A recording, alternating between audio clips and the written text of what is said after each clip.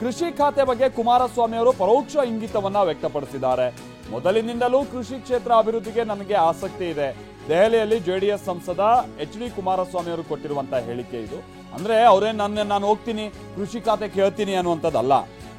ಮಾಧ್ಯಮದವರು ಕೂಡ ಅವ್ರನ್ನ ಪ್ರಶ್ನೆ ಮಾಡಿದ್ರು, ನಿಮ್ಗೆ ಏನಾದ್ರೂ ಈ ಖಾತೆ ಸಿಗುವಂತದಿದ್ರೆ ಯಾವ ಖಾತೆ ನಿಮ್ಗೆ ನಿಭಾಯಿಸೋಕೆ ಅವಕಾಶ ಅಂತ. ಕುಮಾರಸ್ವಾಮಿ ಅವರು ಸಹಜವಾದಂತ ತಮ್ಮ ಅಭಿಪ್ರಾಯನ ವ್ಯಕ್ತಪಡಿಸಿದ್ದಾರೆ. ನನಗೆ ಕೃಷಿ ಖಾತೆಯನ್ನ ಹಾಗೇನಾದ್ರೂ ಇದ್ರೆ ಕೇಳೋಕೆ ಅಥವಾ ಕೃಷಿ ಖಾತೆಯನ್ನ ನಿಭಾಯಿಸೋದಕ್ಕೆ ಆಸಕ್ತಿ ಇದೆ ಅಂತೇಳಿ.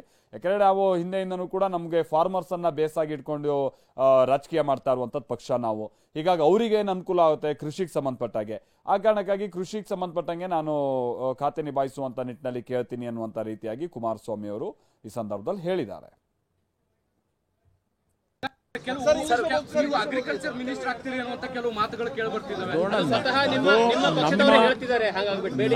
ನಮ್ಮ ಒಂದು ಪಕ್ಷದ ಪ್ರಮುಖವಾದಂಥ ಆಸಕ್ತಿ ಇರ್ತಕ್ಕಂಥ ಇಲಾಖೆ ನಮ್ಮ ಏನೋ ಒಂದು ಫಾರ್ಮಿಂಗ್ ಕಮ್ಯುನಿಟಿ ಒಳ್ಳೇದು ಮಾಡಬೇಕು ಅಂತಕ್ಕಂಥದ್ದು ನಮ್ಮ ಮೊದಲಿಂದಲೂ ಹೋರಾಟ.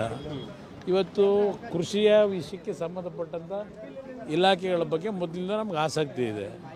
ಅದು ನೋಡೋಣ ಏನೇನು ತೀರ್ಮಾನ